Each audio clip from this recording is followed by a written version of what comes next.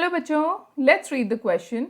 The question says the heat of neutralization of 4 acid PQRS are minus 13.7, minus 9.4, minus 11.2 and minus 12.4 kilocal respectively when they are neutralized by a common base.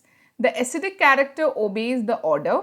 Option 1, P is greater than Q is greater than R is greater than S. Option 2, P is greater than S is greater than R is greater than Q. Option 3, S is greater than R is greater than Q is greater than P.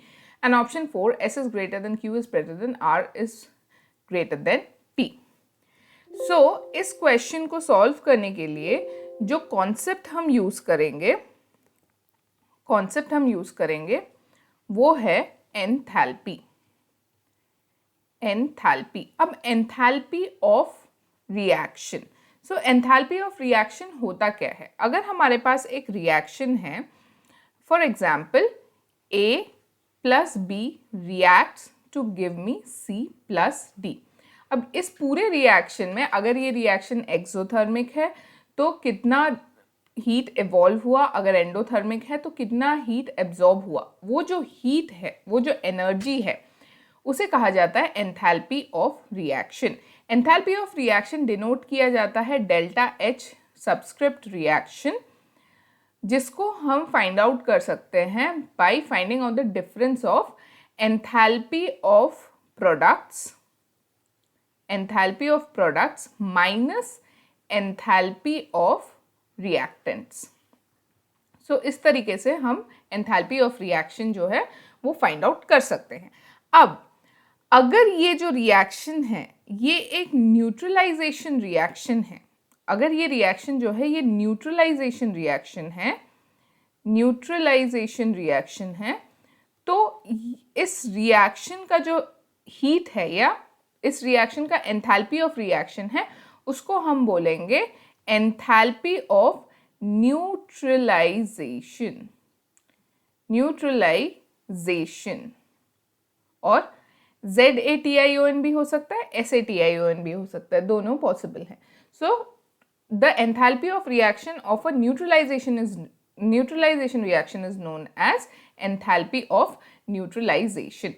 अब there are certain points जो हमें याद रखना है इस question को solve करने के लिए. तो द फर्स्ट पॉइंट जो हमको याद रखना है इस क्वेश्चन को सॉल्व करने के लिए वो ये है कि न्यूट्रलाइजेशन रिएक्शन जो है वो हरदम एक्सोथर्मिक होता है. इसका मतलब ये है कि हीट ऑफ न्यूट्रलाइजेशन और एंथैल्पी ऑफ न्यूट्रलाइजेशन जो है वो हरदम नेगेटिव होता है. It's always negative. Second point ये है कि हमारा जो एंथैल्पी ऑफ न्यूट्रलाइजेशन या हीट ऑफ न्यूट्रलाइजेशन जो है वो इन्वर्सली प्रोपोर्शनल है टू बॉन्ड डिसोसिएशन एनर्जी. सो इसका मतलब ये हुआ कि अगर हमारा हीट ऑफ न्यूट्रलाइजेशन या एंथैल्पी ऑफ न्यूट्रलाइजेशन हाई है, इसका मतलब हमारा बॉन्ड एंड डिसोसिएशन एनर्जी बहुत लो होगा. इसका मतलब जो एनर्जी हमें देना है किसी बॉन्ड को तोड़ने के लिए हमें बहुत कम एनर्जी की ज़रूरत है. And heat of neutralization directly proportional होता है एसिडिक स्ट्रेंथ का. सो हम ये कह सकते हैं कि इस क्वेश्चन में जिन एसिड का हीट ऑफ न्यूट्रलाइजेशन बहुत हाई है वो एसिड्स जो हैं उनका एसिडिक स्ट्रेंथ भी बहुत हाई है. तो हीट ऑफ न्यूट्रलाइजेशन इन सब में सबसे ज़्यादा हाई है P का. सो P का हीट ऑफ न्यूट्रलाइजेशन सबसे ज़्यादा है. उसके बाद आता है -12.4 किलोकैल, वो है S का. उसके बाद आता है -11.2 किलोकैल R का. और सबसे लास्ट में हीट ऑफ न्यूट्रलाइजेशन आता है -9.4 किलोकैल Q का.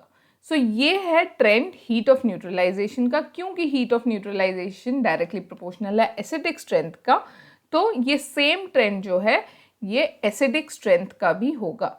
So the final answer for this question is option 2, P is greater than S is greater than R is greater than Q. That is the trend of decreasing acidic strength of the given acids. Hope you understood well. Best of luck.